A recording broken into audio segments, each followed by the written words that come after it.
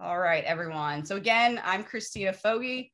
I am the Director of Special Projects and Athletics, and I am the NCAA appointed Diversity and Inclusion Designee for St. Joe's Athletics. Hi, everyone. I am Jasmine Kennedy, and I am the Associate Athletics Director for Marketing and Fan Experience here with St. Joseph's Athletics. Awesome. So before we get into the why of the video and to share this video, we thought it would be great so you guys knew a little bit about who we are, Jazz and I. So for me, I am in my 5th year at St. Joe's here. I am a Black woman who has grown up and gone to predominantly white institutions. I have gone to high school. Actually, it started in grade school. I've gone to grade school, high school, and college in a predominantly white institution. And I now work in a predominantly white institution. And, you know, when I think about my story, and especially as it coincides with St. Joe's University, I sometimes feel like I wasn't my best during those 5 years. I had been here through, you know, the previous instances of racial bias situations here on campus, and I've attended many of the community gatherings and responses. And, you know, my experience of being a predominantly, a Black woman in a predominantly white institution led me to how I acted in the workplace. And so in the summer of 2020, like, I kind of just said that enough's enough, you know, being an only in meetings. When I walk into a room sometimes of 20 plus individuals, I'm the only Black woman or Black person in the meeting. And my initial reaction to that is doing what I've always done since I was young, conforming to the majority, keeping my views silent, and just saying, hey, like, if I'm against the grain or thinking in a different way, just not sharing my opinion and not stepping up. And it was this summer that, after discussions began in athletics and uncomfortable conversations began amongst all of our peers, student athletes, coaches, that I said, man, I'm doing not only myself a disservice, but I'm doing Black student athletes a disservice that I work with every day. I'm doing peers who are Black and brown peers a disservice. And how do I change that? Because it's so uncomfortable to share your story, realize where you are, and decide, man, I got to make a change. And so I thought back to my times, you know, during those responses in the community about the racial bias incidents, and I participated, but I participated in body. I didn't participate in spirit. I showed up because I knew I needed to. I knew as a Black woman on this campus, I wanted to. But I left those meetings and I left those community outrages or those community gatherings, and I went back to business as usual. Like, I just kind of was like, okay, I mean, that's terrible. I hate what happened. But I didn't do anything. Like, the action from my part didn't come through.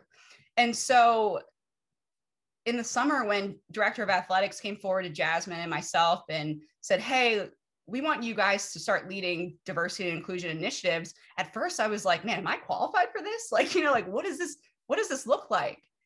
And reflecting on that, I stood there and I said, you know what?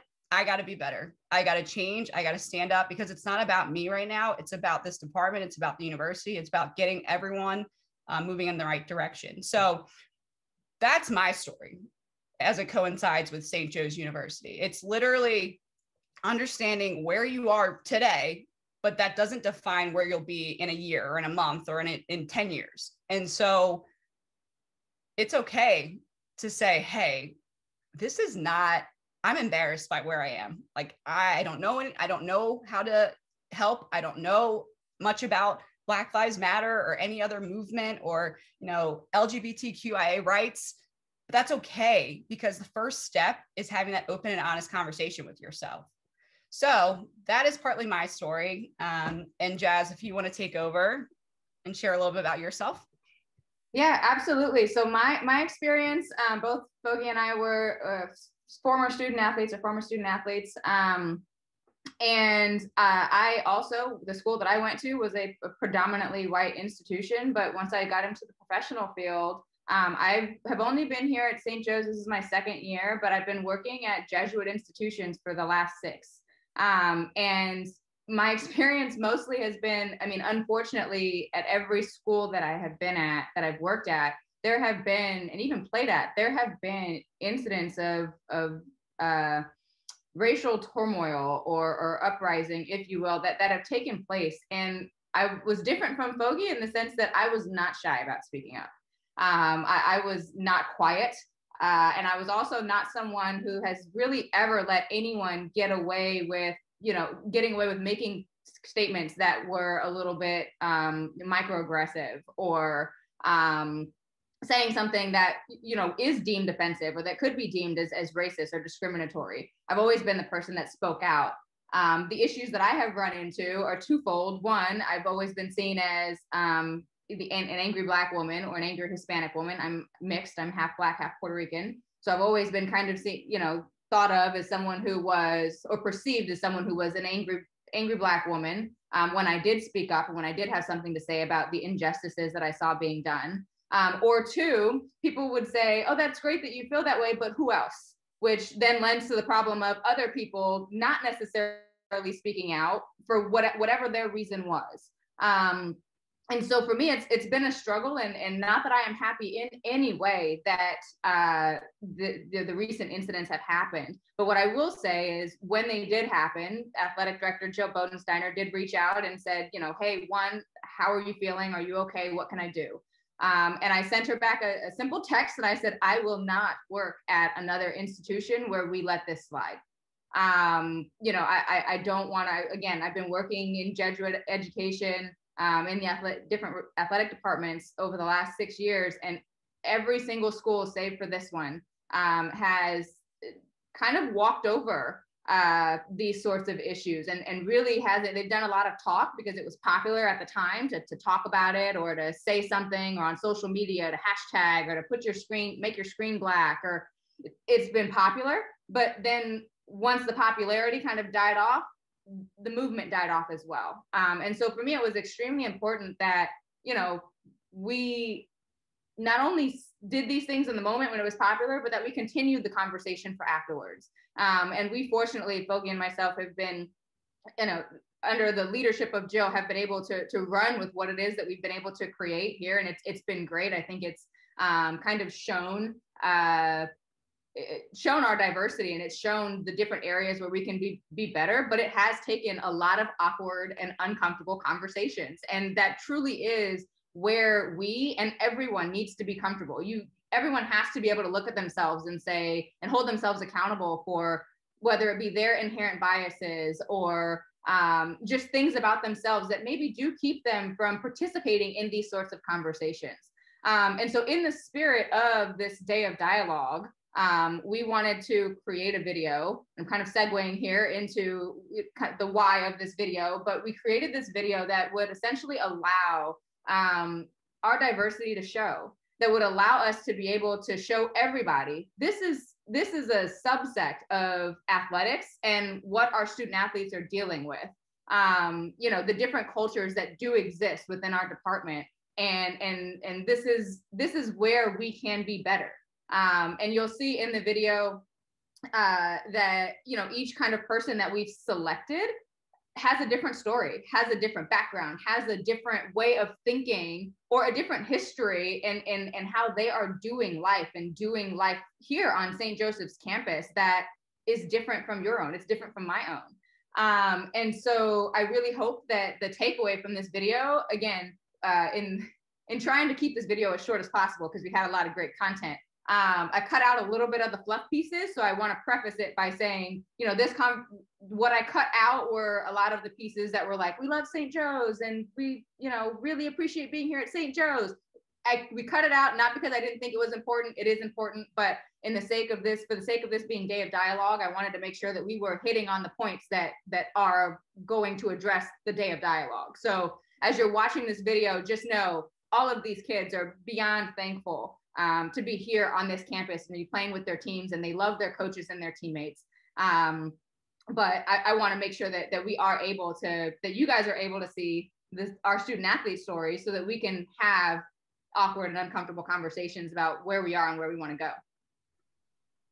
Well said, Jazz. And I just want to give a quick thank you to those student athletes, because to wrap up, what we've done in athletics, and, for them to obviously share their stories, which you'll see in about a minute, it's been crucial for us to move forward when it comes to DEI. I mean, we've had students call Jazz, myself, and Jill up and say, hey, this isn't really reaching the student athletes the way you say it is, or this program isn't really resonating with us, but this is how we can change it. And for these student athletes to share their stories, to be vulnerable enough to call an administrator, we all know how hard that is to call on a superior or someone who you don't interact with on the day to day, to say, hey, like, we love what you're trying to do, but it could be better if we do this. Like, I am so proud of these athletes. We all are. And we encourage everyone who is watching this in our community to do the same, challenge each other.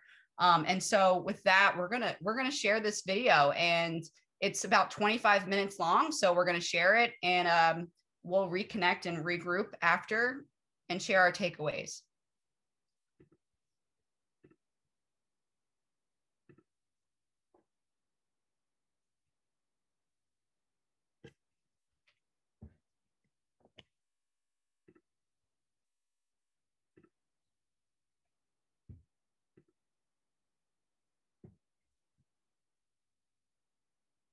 I'm Mary Sheehan, a senior guard for SJU women's basketball.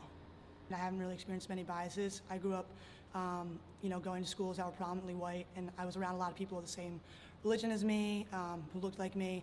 And so being a part of the women's basketball team, I've gotten to experience a lot of different cultures, a lot of diversity. And so I kind of learned throughout this process of learning more about DEI that it's just as important for someone like me who doesn't experience these things firsthand, to speak up and be an ally and an advocate, for my sisters on my team who do experience this stuff every day. In my underclassmen years, there was probably 1 or 2 programs a year where we would talk about DEI things, but it wasn't as consistent.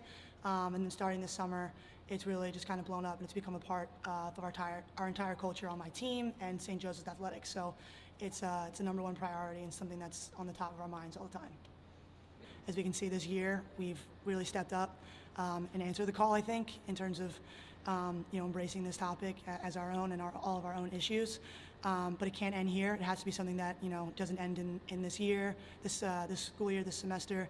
It has to continue on, for as long as it needs to, and it always is probably going to be something that has to be at the forefront of our minds and that we keep working on. So I just ask everyone to keep it as a priority as we have this year. Hi, I'm Katie Kuster, assistant women's basketball coach here at St. Joseph's University, and I'm a 2012 graduate. I wasn't totally confident in who I was when I was a player here, not for any specific reason. It was just, I didn't even know who I was myself. But very fortunately enough for me, my senior year, I sort of became a little bit more understanding of who I was. And a quote that I always keep with myself is, be your true authentic self. And that's what St. Joe's really brought to me. They provided me an environment where I could be confident in who I was. And luckily for me, senior year, I was able to come out to my teammates, and they were really able to embrace me, who I was as a person, not just as the player, Katie Kuster, not just as their friend, Katie Kuster, but as the full person of who I was, being confident in myself and in my own skin. I think specifically in basketball, there's a lot of diversity present, which I'm so thankful for, even when I think back to my time when I was a player here. But I think sometimes there's other sports that aren't as exposed to a lot of diversity. So I think when Christina Fogarty, Jasmine Kennedy, when Jill led the charge to really get everyone on the same boat, and to have these awkward and sometimes uncomfortable conversations with people that have really made us feel so comfortable to have these awkward and uncomfortable conversations, to say that this is what we stand for, this is what we're all about, and we don't really care what anyone else thinks. This is who we are, and we are going to stand up at St. Joseph's University and lead the charge and do what's right. Hi, I'm Sarah Platt. I'm a 5th year on the women's lacrosse team. Hi, I'm Taylor Newman, and I'm a senior on the women's lacrosse team. So I am Jewish. We are at a Jesuit University, so I am of the minority here. And I would say it's difficult having everyone around you be of a certain religion and you kind of be the outsider there, especially when around the holiday times or when your holiday isn't represented with days off or things like that. How I relate to DEI is that I, for one, am a Black woman on an all-white lacrosse team. I am also one of the few representations of the African Americans at a primarily white college. I came from a very diverse county in Virginia. My group of friends in high school, we called ourselves the World of Nations because we had literally everybody from every person in my friend group was from another country. So it was definitely a culture shock coming up here. You know, I didn't see, you know, many different cultures and ethnicities coming up here, and I had to learn to still stand my ground with that. You know, diversity is an important thing, and no matter like where I am, I need to also ensure that like the people around me also are still educating and learning about those different cultures because they're all around in America. And coming up here, I haven't experienced any blatant racism, but the amount of microaggression I have experienced as a Black woman is unbelievable. I've had people look at me in my face and call me a friend and not support the Black Lives Matter movement, you know? So that's definitely a hard thing, but you know, me and Platt, we're still trying to continue to educate our team and the people around us to, you know, accept people for who they are. My last statement that I would say to the university is, one, thank you. As a Black woman, I appreciate what has been done, but I still think that there is so much more that we can do. You know, at a primarily white school, there is a lot of privilege here, and I feel like 60% of the privilege is being used for good. And I think that we still need to use that other 40% to help our communities. I would say continue to educate yourselves. I think that is the most important thing that you can do. Ask the questions, as uncomfortable as they may be, ask questions. I think, I know I've asked Tay millions of questions, and yes, they may be uncomfortable at times, but she knows that it's all out of respect and I just want to learn more. So ask the questions that you may be uncomfortable asking. Hi, my name is Mark P. Burnett. I am the assistant coach for the men and women's tennis team, and I'm here at St. Joseph's University. I started working here August 2017. Hola a todos.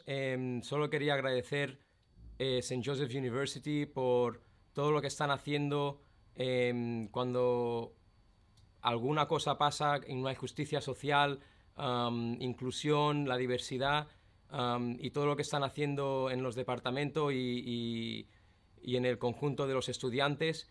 Están haciendo un gran trabajo y yo personalmente estoy muy orgulloso de poner mi granito de arena con este vídeo y nada, agradecer a la universidad por todo lo que están haciendo y a seguir luchando, que la injusticia social es una cosa que se tiene que terminar. I relate to diversity, first of all, because I have both parents from different countries. My mom's from France, my dad's from Spain. I've always grew up in Spain.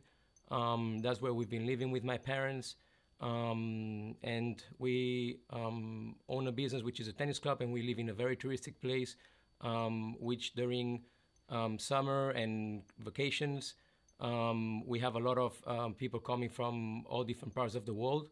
And I grew up always with a little bit more of cultural awareness and learning more about different cultures and different countries. Jasmine and I had a conversation when everything happened of George Floyd this past year. And me, it was very hard to give a point or give my opinion, because I feel a little bit that it's not somehow to my battle to fight, because I've never been involved in this battle. And I always felt that I had something always to say, but I couldn't really say because I felt that it was not my environment to be in, as being as a foreign. But I mentioned to Jasmine that the first time that I always had the luck to travel when I was young, playing tournaments and going across Europe and a little bit across the world. And I've never asked the question before about which race I am until I had to do my immigration papers here for the United States to come as a student. And since I'm here since 2007, it's been multiple occasions that I've had to answer that question about race. And it's just something that in the beginning it caught my eye because I was like, well, that I've never been asked that question ever in my life. What do they actually want this information for? What really does this information does? What does it matter if I'm Chinese, black, Hispanic, white? Doesn't matter. Hi, my name is Michael Baumgarten. I'm a junior and I'm on the men's track and field team. I went to a high school in Philadelphia where it was predominantly white. And I mean, we had some African American students, we had some students of Asian and Spanish, of Latino descent. And I wasn't really exposed to it as much as I was when I got here. So it was kind of eye-opening to me to see just so many different cultures and like where everyone comes from, and for me to realize that not everybody lives the same life I do. Was diagnosed with depression and anxiety my freshman year, and I had to step away from the team and from school for a little bit just to figure myself out and get my head right, because if my head wasn't right, I can't perform as well as I want on the track or in the classroom.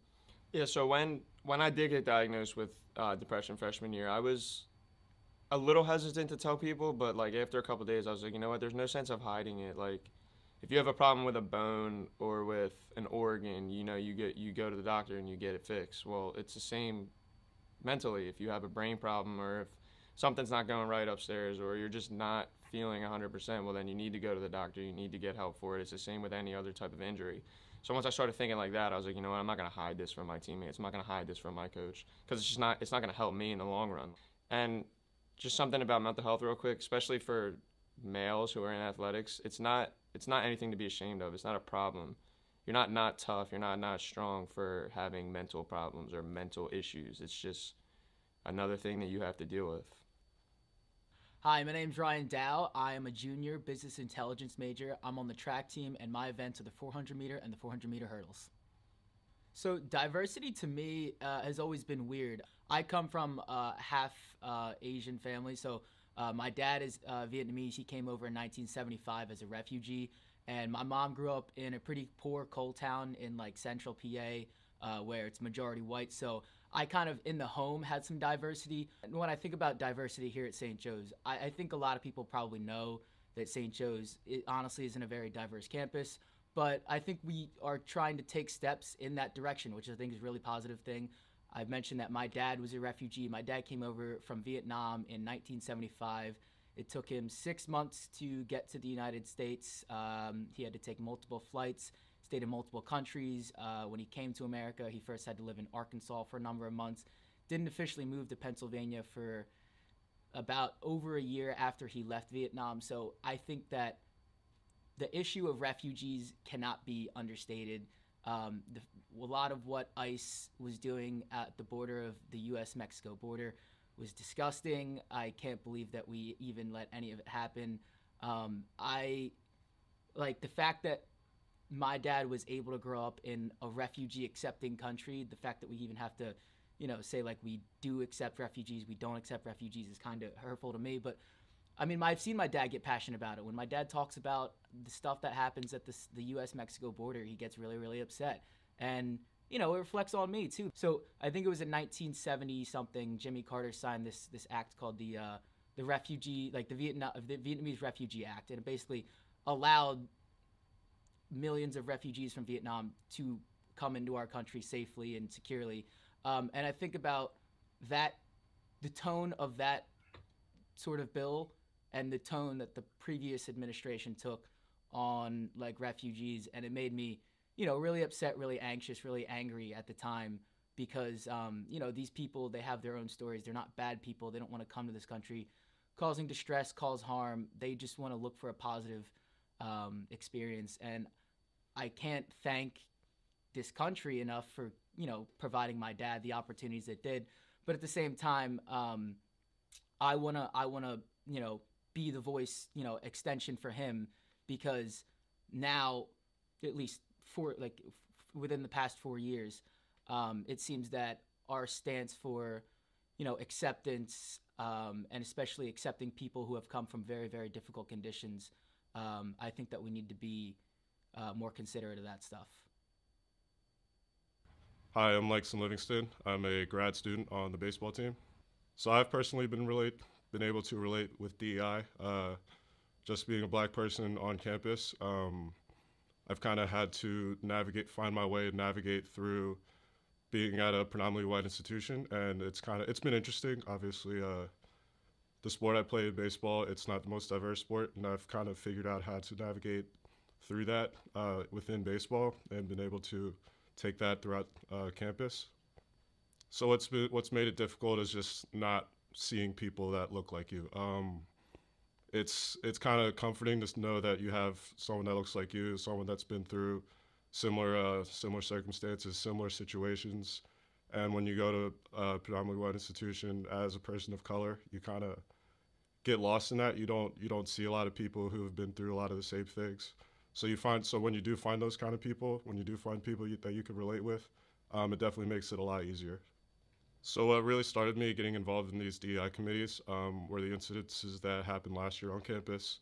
There were a couple race incidences where it really just made students feel uncomfortable. It felt like a lot of our voices weren't being heard throughout the institution. And between that and then the incidences this summer, with the riots and everything, it's really inspired me just to want to have my voice kind of heard and help younger students just have their voices heard too, whether it's on campus, whether it's in the community, or on their teams. Hi, my name is Cameron Brown. I'm a sophomore here at St. Joseph's University, and I play on the basketball team. Personally in my life, actually I had like in high school, I had many like runs, and like personally I've been pulled over a few times in high school, and most of the times it was cool, but one time I was on my way back for one of my games, and I ran into a little bit of trouble with one of the cops that pulled me over, and he didn't really give me the respect that somebody else probably would have got of. And I kind of realized that because one of my teammates in the car wasn't a colored person, and the way he treated him differently than the way he treated me, and I was just able to tell from that was just a tough moment for me. But that's why I just like to be a part of this, so I can help people understand what's really going out there and just give them knowledge of how they can help. I mean, I can tell that this campus isn't as diverse as some other places I've been to and seen, but my experience here hasn't really been that bad at all. It's been a very friendly environment for me. Why I chose St. Joe's, just I felt like I could excel here. I could become a better leader here, and I could just become an overall better person here through academics, through basketball, and through all the opportunities that I have here to just to leave a mark and help people as much as I can. Hi, my name is Levi Anderson. I am a sophomore, and I am on the St. Joseph's men's lacrosse team. Top down, from the coaching staff to the staff at school, the teachers, I felt I've always been welcomed with open arms. So growing up, I had some struggles in the classroom. I wasn't really sure what, at a young age, within my youth, I wasn't really sure why or kind of how I wasn't excelling at the rate that my peers were. I found out that I had dyslexia, and that has kind of impacted me in the classroom a fair amount, to say the least. I think a lot of people think when they hear about people struggling with dyslexia, they may think that they get their B's and D's maybe mixed up, but it's more of a process that goes on in the brain when you go and you read, say, a script or a verse. You would, the letters in the verse, you have a hard time distinguishing the sounds that the letters make, and that's something that I've kind of dealt with too, kind of understanding what those letters mean and sound like, especially in the English language. And then when compiling all that up in my brain, I kind of have a hard time distinguishing how that would sound out in a complete word. So that's kind of, I've always struggled with that, reading in that context, I would say. And that's kind of influenced me throughout my education period, and kind of striving to play it and attend higher education, especially in the United States. Upon kind of arriving at school, I found that I was a little bit a step behind, especially on the education side of things. So it was definitely a huge transition for me. I would say since kind of up to now, I've been working with my learning leader. We kind of go through presentation skills, as well as kind of just like reading different words, and just my reading fluency, and I would say that it's helped a lot. But there's still a long way to go, and I'm excited for the journey. My name is Duman Slam Dunkley. I represent the Nanticoke Lenni Lenape Nation of New Jersey and my Jamaican ancestors. I study organizational development and leadership as a grad student, and I got my bachelor's in philosophy. I'm on the men's crew team. I picked St. Joe's because they offered me a really good scholarship. They were one of a few schools that were willing to take a chance on me. I had gotten in some trouble in high school and lost a lot of my cross-country opportunities. And Coach Irwin, who was the head of the men's crew team, really stuck his neck out for me and made sure that I had somewhere that I could go. And he saw potential in me, and St. Joe's was willing to give me a chance. So I came here, and I got an awesome scholarship. Coming into St. Joe's as a freshman, I was unaware until I got here of how predominantly white the institution was, and it was a bit of a culture shock to me. And after having a pretty good freshman season, I wanted to transfer. And after talking to my coach and my mom and my parents, I decided to stay. And when I came back my sophomore year, I realized that nothing changed and nothing was going to change. And after a lot of instances of racial discrimination, I wanted to transfer again. And I went to my mom and told her I was ready to find a new school. And I didn't feel as though I should be the one that has to educate my peers all the time on the bias that they exude throughout their daily conversations.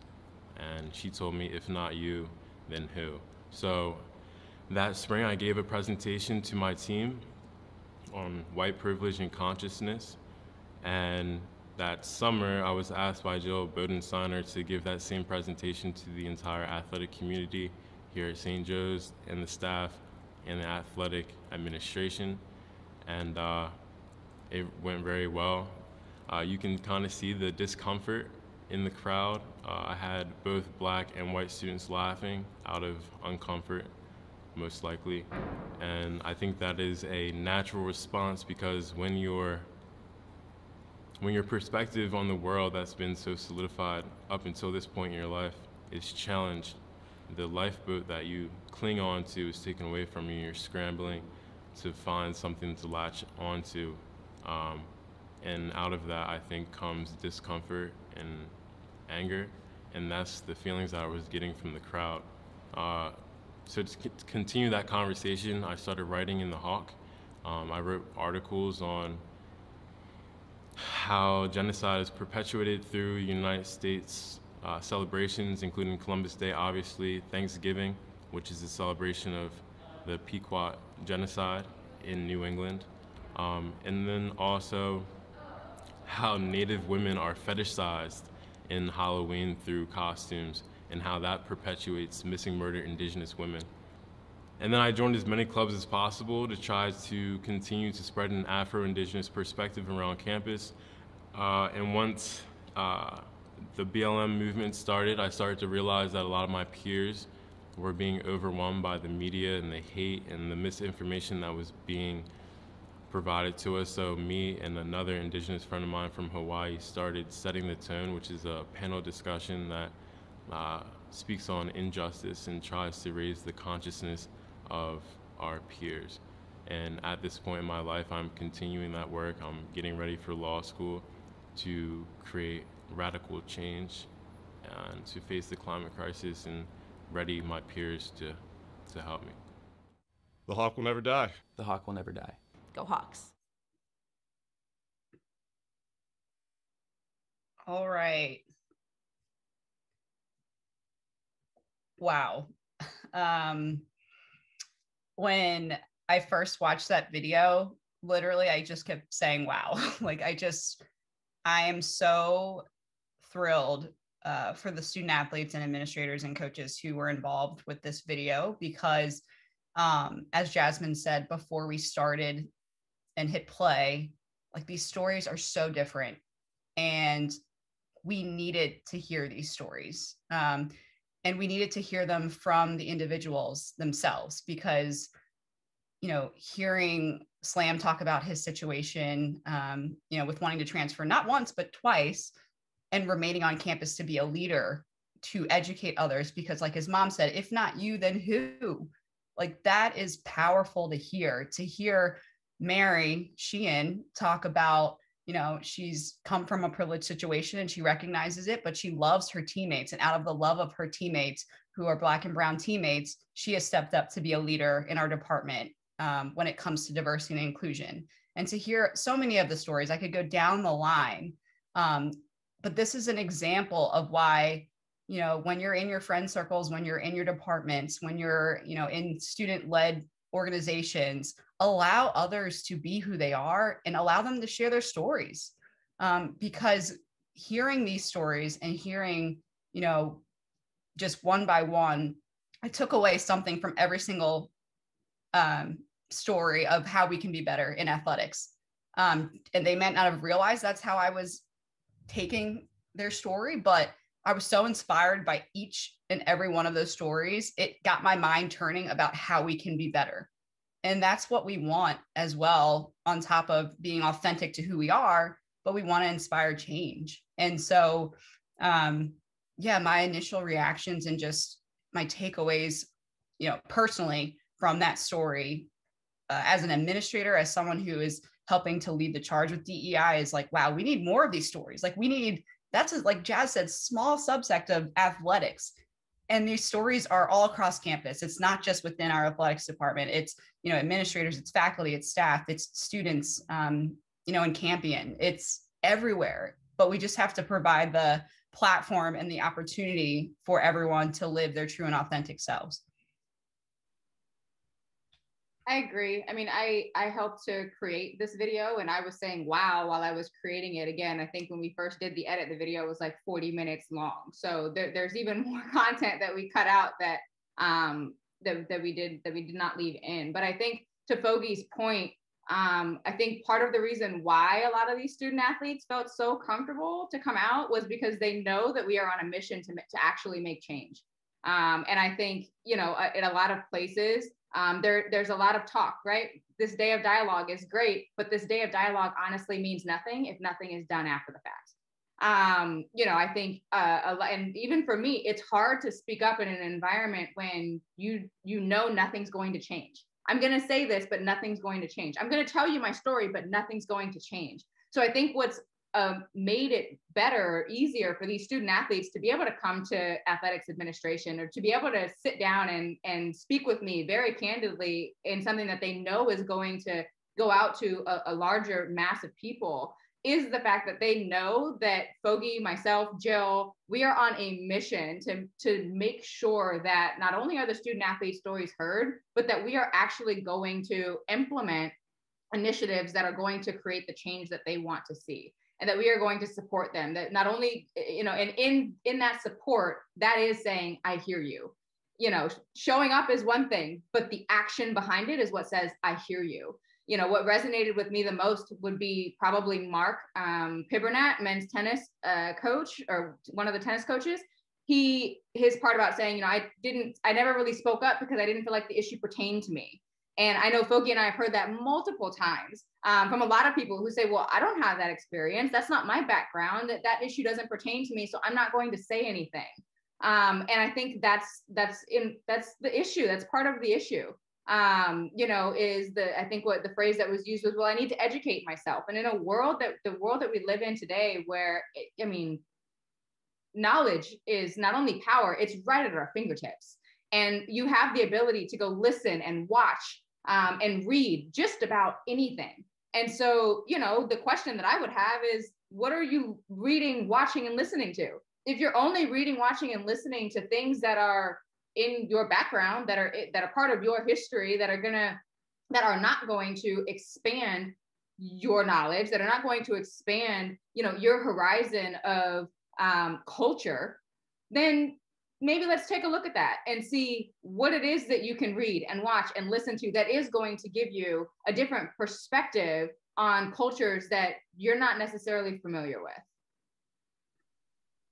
Yeah, well said, Jasmine. And I think also, when I watch the video and I think about having a minority perspective as a Black woman, I know how it feels too on the other side when someone who is not, a Black or brown person has my back.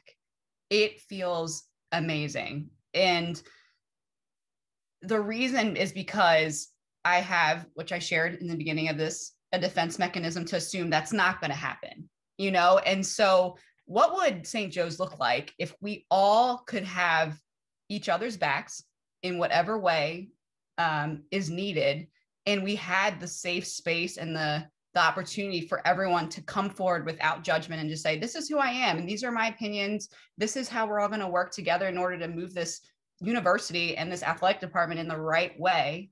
And think about within your own departments and where you lie as a student, within your friend groups, in your classrooms, how can we get there?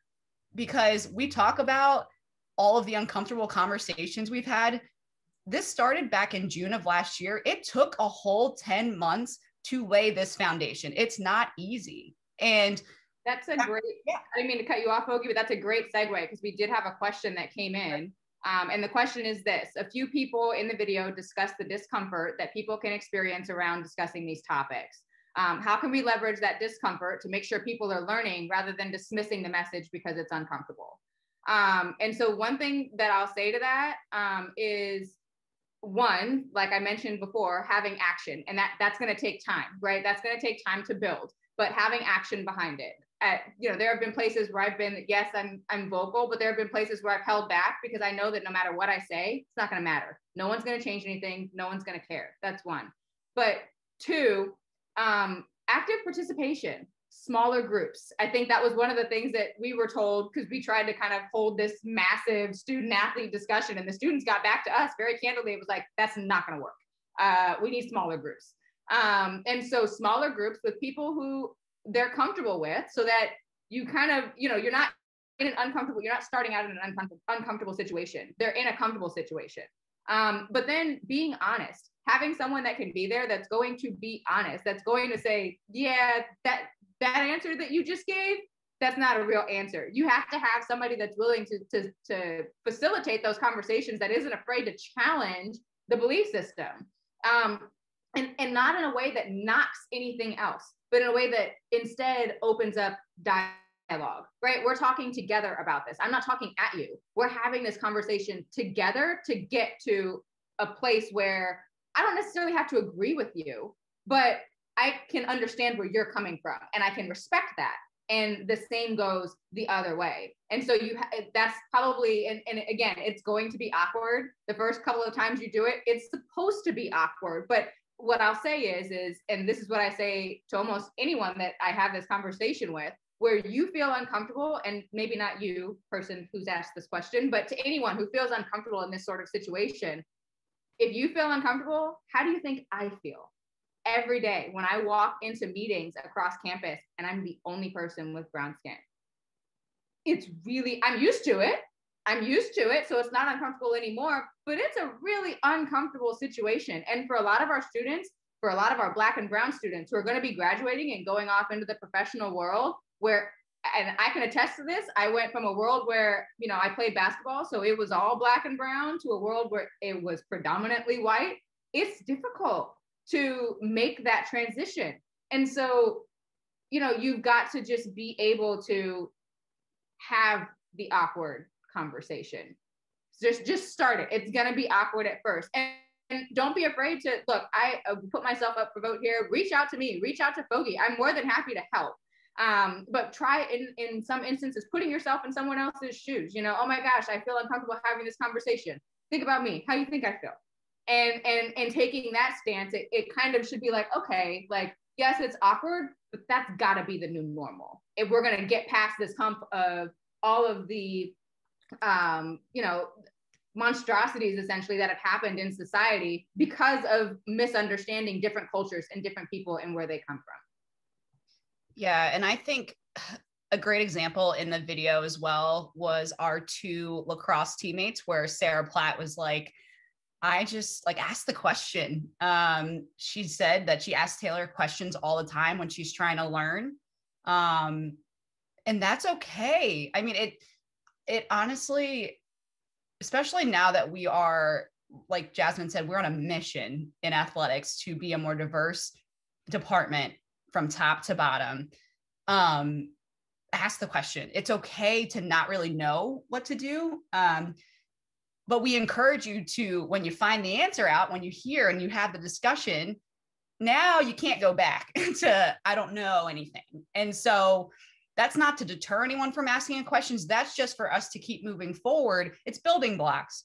Every piece of information you gather and every conversation we have about this, the more we've had these conversations, we're just building every single time that we do that. And so that's how you move forward as a unit, as a department, as a university, is having open dialogue, space for questions. And then lastly, one of the pieces that we spend a lot of time educating our student athletes on is how do you handle being on the receiving end of someone calling out, hey, that might have been, you might have just used a microaggression. Like actually you not might have, you did use a microaggression. And so we actually had really great conversation with our athletes on best practices on how to say, hey, like, I'm not used to being called out off the field, court, track, etc., because we go through it as athletes in that regard. But off the court with my peers, I'm not used to someone saying, hey, you just said something that was possibly discriminatory or a microaggression. And our response to that is say, hey, if someone says, hey, you might have just used a microaggression, I'm not okay with that. I don't think that's something that flies in this locker room. You got to be okay with saying, listen, let me step back and say, why did I use that microaggression? Where did that come from? And number two, I'm sorry, have empathy and say, where can I be better? Open a discussion. We've had student athletes come forward in our sessions and share that they've been someone who have used microaggressions in the past and how bad that was and how sorry they were for it. And there was no judgment. And the reason because is we need those stories. We need stories from every single angle of this in order for us all to grow and us all to understand that, listen, in order for us to be that diverse and inclusive culture here on St. Joe's University, we need to all just lay it all out there, no judgment, but then build together and educate each other together. That's great, Fogi. So we do have another question. It is, how does Jill, as your boss, make both of you feel like you're valued here at SJU and support you when these unfortunate incidents happen? And how does that then translate to the optimism that we may have for student athletes and for the rest of campus to move forward in dialogue and action to make our campus safer and more equitable? Wow, I could talk forever about this. I will say specifically, Jill has two things. She's checked in on me personally as someone who is a Black woman in America and who works with her. You know, technically we report to Jill, but we work with her. And she has called me, texted me, let me vent, let me say, I am so mentally spent with all of what's going on in society personally. She has offered for me to take a day off if I needed, you know, to just kind of gather my thoughts on all that's going on. And Jill has given us the platform professionally. I would say Jill has given us the platform to be able to be authentic and real. She has not censored a one of us on anything that we felt we needed to do, what we thought was right. And so and you see some of that representation with like women's basketball wearing Black Lives Matter shirts, soccer, women's lacrosse. We have not felt censored. And personally, from my perspective, I couldn't be more thankful for Jill, because she actually helped me grow. As I said earlier in this webinar, I was one to sit back and just say, I don't think I can help. I don't know how to help. And Jill really encouraged us to step up and find a way to be leaders in this. And I've grown personally. Yeah, I agree with that. I have worked with Jill at previous places, and that has just always been her MO. She is someone who is like, say what you got to say, and she will empower you to do so. And she will stand with you while you do it. And so that's been awesome. But I think that translates then, because it allows myself and Fogy to be able to stand up for the minority. It allows us to be able to stand up, and in allowing us to stand up, I think that then shows the student athletes how serious Jill really is about saying that we want to make a difference, we want to make a change, we want to do something different. So I think that then translates, when we were doing some of these videos, I had some of the, student athletes say, thank you for doing this.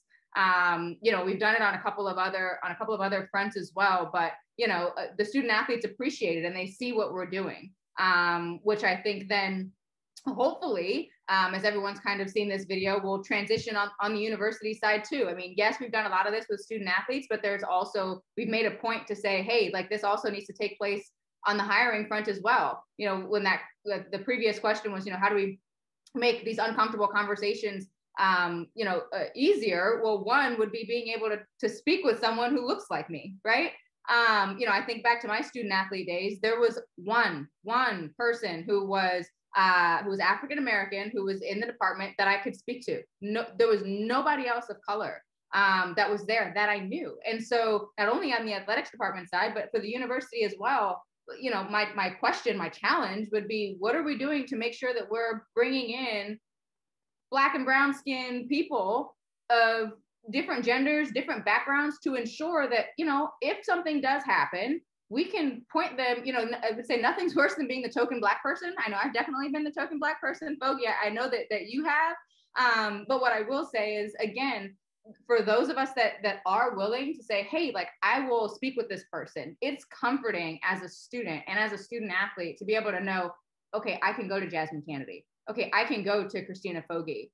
Who on university side, in any department, can you say if something like this happens, or if a student comes to you, who are we pointing them to? Where can our students go?